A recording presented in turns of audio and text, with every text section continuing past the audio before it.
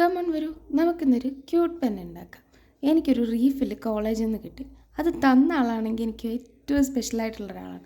Special എന്ന് വെച്ചാൽ എൻ്റെ ലൈഫിൽ എന്നെ കുറച്ചധികം കാര്യങ്ങൾ പഠിപ്പിച്ച ആളാണ്. കാര്യം നമ്മൾ ഒരാളെ കാണുമ്പോൾ കണ്ട രീതിയിൽ അയാളെ നമ്മൾ അനലൈസ് ചെയ്യരുത്. അതായത് അയാൾ നമ്മളോട് നല്ല രീതിയിൽ പെരുമാറുന്നു, അല്ലെങ്കിൽ ചിരിച്ച് സംസാരിക്കുന്നു എന്ന് കരുതി അയാളൊരു മാന്യനോ നല്ല മനുഷ്യനോ ആകണമെന്നില്ല.